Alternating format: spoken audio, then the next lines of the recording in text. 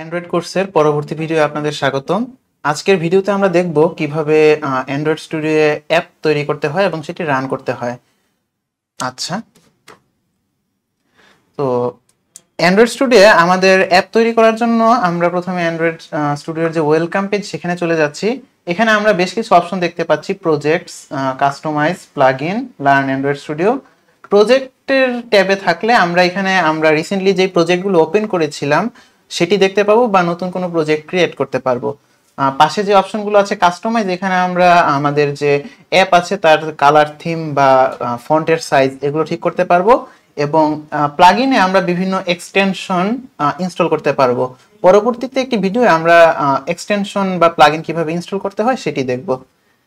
তো আমরা যদি নতুন প্রজেক্ট তৈরি করতে চাই, এখানে আমরা নিউ প্রজেক্টে ক্লিক করব। অ্যান্ড্রয়েডের অ্যাপ তৈরি করার জন্য আমাদের অবশ্যই প্রত্যেক টাইপের জন্য একটি করে প্রজেক্ট তৈরি করতে হবে। তো আমরা যেহেতু স্টার্ট করতেছি, তো এজন্য আমরা একেবারে বেসিক অ্যান্ড্রয়েড অ্যাপ দিয়ে শুরু করতেছি। তো এখানে আমরা দেখতেছি যে এমটি অ্যাক্টিভিটি নামে একটি বিষয় আছে আর এমটি ভিউস অ্যাক্টিভিটি নামে একটা বিষয় আছে।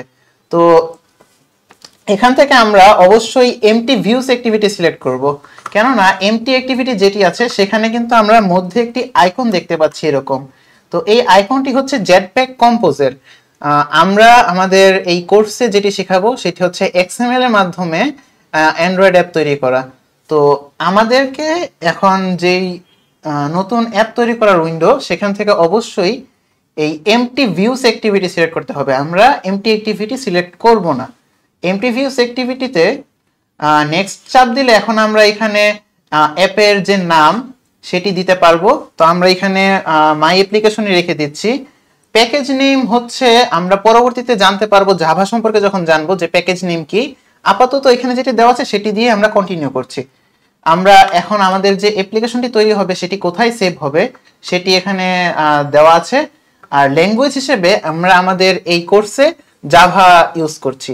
তো আমরা এখান থেকে কটলিন থেকে সরিয়ে জাভা সিলেক্ট করে নিব। পরবর্তীতে যে বিষয়টি আছে এটা হচ্ছে মিনিমাম এসডিকে। এখন এখানে সিলেক্ট করা আছে API 24 Android 7 Nougat. Minimum SDK দিয়ে বোঝায় আমাদের এই অ্যাপটি সর্বনিম্ন কোন অ্যান্ড্রয়েড অপারেটিং সিস্টেমে চলতে পারবে। আমরা যদি এখন মিনিমাম এসডিকে 7 দিয়ে একটি অ্যাপ তৈরি করে সেটি রান করি, সেটি চালানোর জন্য অবশ্যই আমাদের অ্যান্ড্রয়েড নোগাট বা তার থেকে উপরের ভার্সন হতে হবে। এটি অ্যান্ড্রয়েড 6 বা তার নিচের কোনো ভার্সনে চলবে না।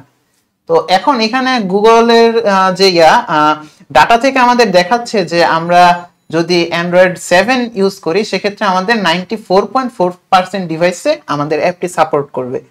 তো এটা যথেষ্ট ভালো, সেটা মেনেই আমরা আর কি এখানে আপাতত অ্যান্ড্রয়েড 7ই সিলেক্ট করছি। আমরা চাইলে এখানে কম বা বেশিও সিলেক্ট করতে পারতাম। তো এখন ফিনিশে চাপ দিলে আমাদের যে নতুন অ্যান্ড্রয়েড অ্যাপ সেটি আর কি তৈরি হচ্ছে প্রজেক্ট। প্রথমে অ্যান্ড্রয়েড অ্যাপটি তৈরি হতে একটু টাইম নেবে, বেশ কিছু ফাইল তারা স্ক্যান করবে এবং ডিপেন্ডেন্সিগুলো ইনস্টল করে নেবে। তো আমরা এখানে দেখতে পাচ্ছি যে তারা ডিপেন্ডেন্সি ইনস্টল করা শেষ। তো এদিকে বাম পাশের উইন্ডোতে আমাদের অ্যাপের যে ফাইলগুলো, অ্যান্ড্রয়েডের যে পেনটা দেখতে পাচ্ছি সেখানে আমাদের ফাইলগুলো লোড হবে। আচ্ছা, এটা লোড হচ্ছে। আর এদিকে আমরা নতুন যে অ্যান্ড্রয়েডের যে ভার্সনটি ইনস্টল করেছি ফ্লেমিঙ্গো, সেটির কি কি ফিচার সেটি দেখতে পাচ্ছি। আমরা এটা চাইলেই বন্ধ করে দিতে পারি, ডান পাশের এখানে চাপ দিলে এটা বন্ধ হয়ে যাবে। আচ্ছা, গ্রেডেল সিঙ্ক চলছে। এখানে আমাদের বেশ কিছু জিনিস ডাউনলোড হচ্ছে। গ্রেডেল হচ্ছে যেটা দিয়ে আর কি আমাদের যে অ্যান্ড্রয়েডের ডিপেন্ডেন্সি সেটা হ্যান্ডেল হয়। তো আমাদের নতুন যে অ্যান্ড্রয়েডের ভার্সন সেটাতে গ্রেডেল 8 ইউজ করা হয়। তো এখানে আর কি গ্রেডেল 8 ডাউনলোড হচ্ছে। তো আমরা যদি দেখি আমাদের অ্যাপের মধ্যে একটা জাভা ফাইল তৈরি হয়েছে। জাভা ফাইল হচ্ছে আমরা যেখানে আর কি আমাদের যে ল্যাঙ্গুয়েজ সিলেক্ট করেছি জাভা, সেটার কোডগুলো করব। এবং আরেকটি এক্সএমএল ফাইল তারা আমাদেরকে ওপেন করে দিয়েছে। এক্সএমএল ফাইলে আমরা নর্মালি যে ইউআই তৈরি করি সেটি আর কি আমরা ডিফাইন করে দেই। আমরা যদি এইচটিএমএল এর সাথে পরিচিত থাকি, এইচটিএমএল যে ট্যাগ ইউজ করা হয়, এক্সএমএলও প্রায় ওইরকমই।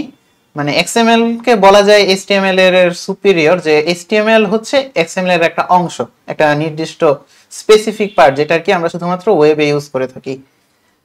আচ্ছা, তো গ্রেডেল ডাউনলোড হয়ে গেছে। এখন গ্রেডেল বিল্ড হচ্ছে। বিল্ড হতে প্রথমবার একটু সময় নেবে আমাদের ডিপেন্ডেন্সি গুলো ডাউনলোড করতে।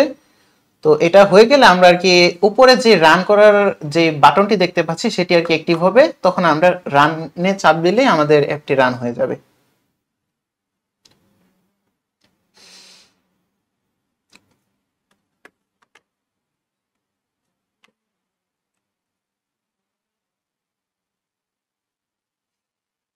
আচ্ছা, তো আমরা যেটা এর আগের ভিডিওগুলোতে দেখেছিলাম যে এসডিকে বা অ্যান্ড্রয়েড এমুলেটর, সেটি চাইলে আমাদের যদি অ্যান্ড্রয়েড স্টুডিও ওপেন করা থাকে সেখান থেকে আমরা সেট করে নিতে পারবো।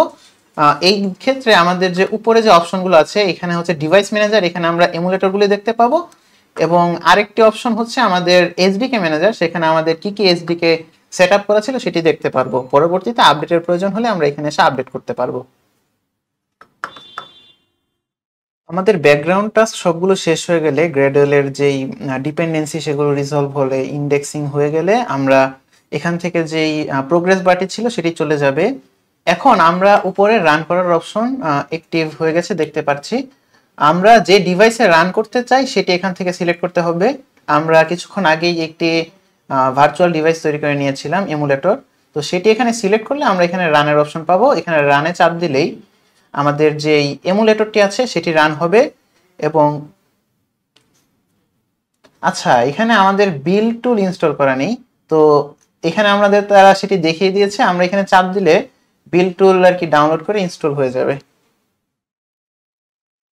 তো বিল্ড টুল আমাদের ইনস্টল হয়ে গেছে। এখন ফিনিশে চাপ দিয়ে আমরা যদি আবারও রান দেই, সেটি এখন অলরেডি বিল্ড হচ্ছে। প্রথমবার অ্যাপ ইনস্টল দিতে কিছুক্ষণ সময় নেবে, তো একটু ধৈর্য ধরে আর কি কাজটা করতে হবে। তো রান করতে গিয়ে আমরা দেখতে পাচ্ছি এখানে একটি এরর হয়েছে যে পিক্সেলে অলরেডি রানিং, তার মানে অলরেডি যেটা রানিং আছে সেটা আমাদেরকে বন্ধ করে দিয়ে যদি রান করি সেক্ষেত্রে হয়তো ঠিক হবে। তো এই জন্য আমরা আর কি ডিভাইস ম্যানেজারে গিয়ে আমরা এখান থেকে যে অপশন আছে ডিভাইস ম্যানেজার, ডিভাইস ম্যানেজার, এখানে চাপ দিলে আমাদের ডিভাইস ম্যানেজার শো করবে। সেখান থেকে আমাদের যে ভার্চুয়াল ডিভাইসটি আছে সেটি যদি আমরা কোল্ড বুট করি সেক্ষেত্রে আর কি এটি ঠিক হয়ে যাবে। তো কোল্ড বুট করার পরে আমাদের এমুলেটর অলরেডি রানিং আছে। তো রানিং ডিভাইসে গেলে আমরা অলরেডি এমুলেটরটি দেখতে পাবো। তো এমুলেটর এখানে চলছে। এখন আমরা অ্যাপটিকে আবার রান দিচ্ছি। তো অ্যাপটি লঞ্চ হচ্ছে, অ্যাপটি চালু হতে একটু সময় নিচ্ছে এবং অ্যাপটি চালু হয়ে গেছে। আমরা হ্যালো ওয়ার্ল্ড লেখাটি দেখতে পাচ্ছি। Congratulations on building your first Android app. পরবর্তীতে আমরা অ্যাপের আরো কিভাবে ঠিক করা যায় সেটি আমরা আর কি দেখব। ধন্যবাদ।